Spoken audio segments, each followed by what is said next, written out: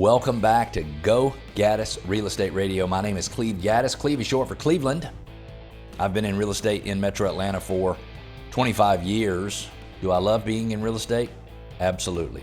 Why do I love being in real estate? I love it because I get the opportunity to make something that is typically full of worry, that is typically unclear, that is typically complicated.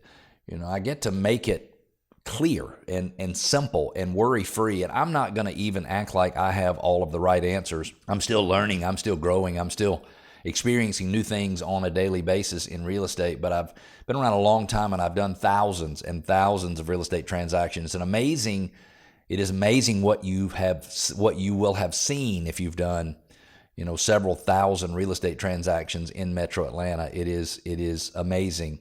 Anything that can go wrong, for the most part, we have seen it. Any mistakes that sellers can make or buyers can make, we've seen them, in many cases, not necessarily on our side of the transaction, but the other side of the transaction. Sometimes even our own clients are headed down a path that we know might not be good for them, and we've learned how to make sure they understand all of the facts behind the situation without taking away their free agency to be able to make decisions the way they want to make decisions, because we believe that is so very important. So the reason I do this show, I want to make real estate clear and simple and worry-free. And if you want to connect with me, it is really simple. Go to gogaddisradio.com, GOGADDIS radio.com. You can ask questions. You can make comments. You can push back or challenge things that we say. Some of my favorite comments that I get are when people are pointing out that, hey, you said this way, but this could be a more appropriate or accurate way to say that, or this is just flat out wrong. What you said was wrong. And when that happens, I'm always coming back on the show and making sure that I give people some corrected information. You can share your ideas with us. You can ask us to do some research on your neighborhood for our neighborhood spotlight. This week we're featuring Castlewood in Buckhead, and you might want us to do some research on your neighborhood to help you understand as a homeowner in the neighborhood whether or not you have a particular advantage. You can also subscribe to our podcast and to our YouTube channel. You can do all of that by going to gogaddisradio.com, GOGADDIS radio.com. And if you want to talk to me, it's easy. Call 770-497-0000. I remember when my buddy Paul, who lives in Northwest Atlanta, called and said, hey, I want to come meet with you, and I want to tell you what my situation is. I've got two houses. I'm trying to sell both houses and buy one house. I'm in a relationship, and I want to do what my partner wants me to do, but I'm a little overwhelmed by this, and I've got so many things to do, and I don't know how to make all the right decisions, and sometimes I just want to crawl under my bed. I don't want to address the problems that I have. And I said, Paul, for all the worry you have about selling two homes and buying one home, I have no worry about that at all. And not that that makes any difference, but I can help you see a very clear path moving forward. Here are the things that you need to do to fix the home up. Here's the values I think you have. Here's what it would look like buying your new home. And Paul and I have become friends. He's a sweetheart of a man, a total gentleman. And I'm going to be honest with you, whether or not I ever help Paul sell a home or buy a home makes absolutely no difference to me. What matters to me is that I get the opportunity to leave Paul in a better place after I'm dealing with him than before. I believe Paul probably does that with everybody he comes in contact in his life. And in my opinion, you probably do the same thing, and you deserve somebody that will put your interests first that'll help you. So if you have questions and you're concerned that I don't want to waste anybody's time or whatever, just kind of get over it and call 770-497-0000. We're talking about Zillow. My bet is you're going to hear a lot more about Zillow over the next few weeks as well. This is the FTC, the Federal Trade Commission, versus Zillow. The FTC just dropped a bombshell lawsuit against Zillow, accusing them of paying $100 million to Redfin to squash competition in the rental listings. Is this a smart business deal, or is it really flat out anti-competitive? Is it really flat out designed to stomp out the competition, to give Zillow the ability to control all of the information, and once they control the information, to charge additional fees to landlords, to tenants, whatever they can do. I'm not sitting in judgment of Zillow. I'm sure Zillow's doing everything they need to protect their business. But I will tell you this, I'm sitting squarely on the side of the consumer. The FTC alleges Zillow paid Redfin $100 million back in 2021, so this is old news. It's 4 years old already. I thought maybe it was something that had happened more recently because Redfin was recently acquired by Rocket Mortgage. You've probably heard of Rocket Mortgage. Started as Quicken Mortgage, now Rocket Mortgage. One of the larger mortgage lenders and mortgage servicing companies in the country, I believe. The FTC says that Redfin agreed to exit the rental listing ad business. The FTC says that agreement harmed competition, renters, and landlords, and said that it violated the Sherman Act, the Clayton Act, and the FTC Act. So my question is, when two rivals make a deal, where's the line between partnership and illegal collusion? Hey, I'm going to pay you this to stop doing that, so that I can do more of that and make more money. That doesn't seem like a partnership at all because they're not doing anything together.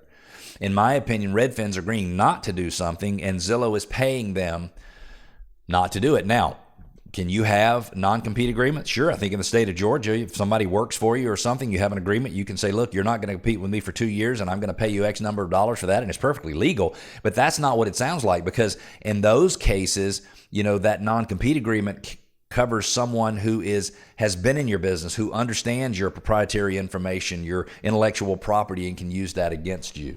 My thought is, and I'm not a lawyer, so my opinion in a quarter will get you what a quarter will buy you, but it is illegal collusion. It is something that should not be done. It does harm the consumer. Zillow's defense, Zillow argues the deal was really pro-competition. It doesn't surprise me that they would argue that. It doesn't make it true just because they say it.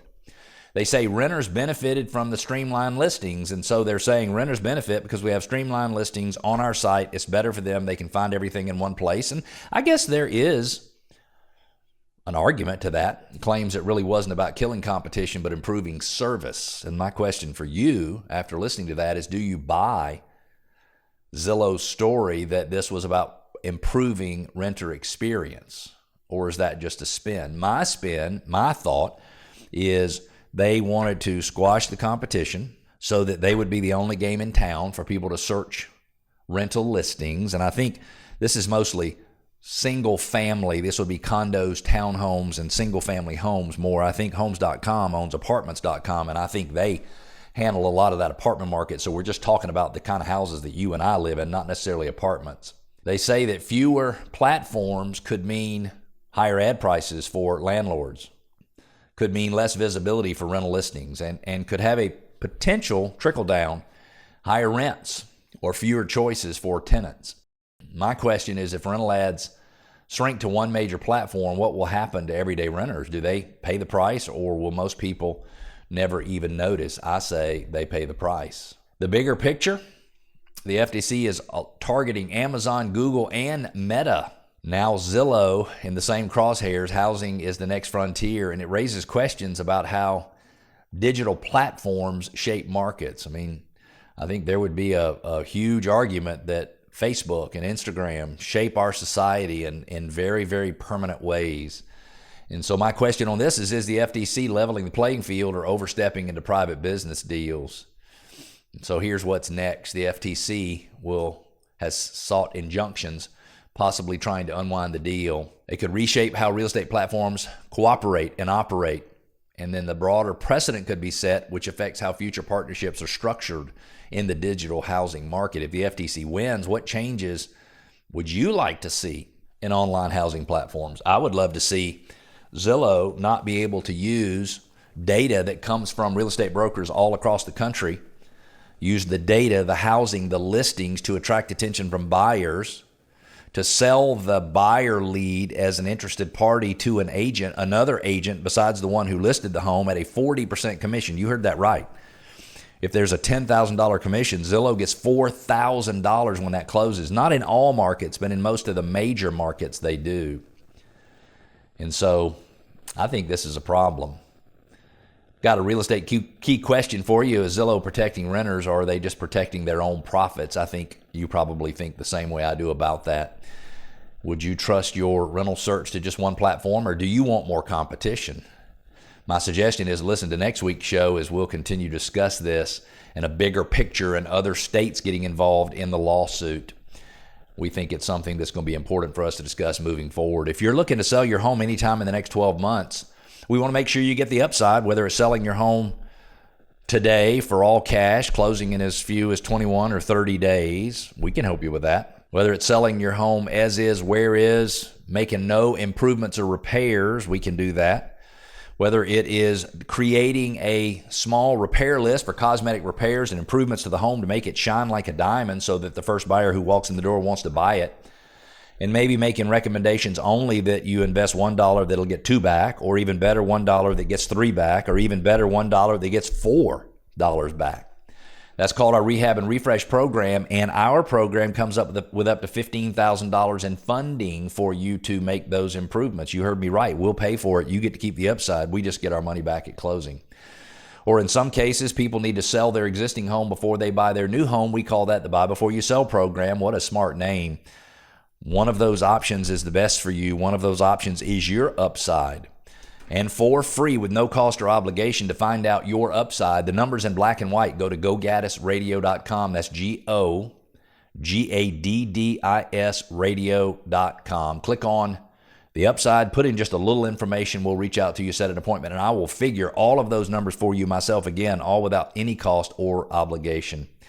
We've got to go to commercial. When we come back, the FTC sues Zillow and Redfin.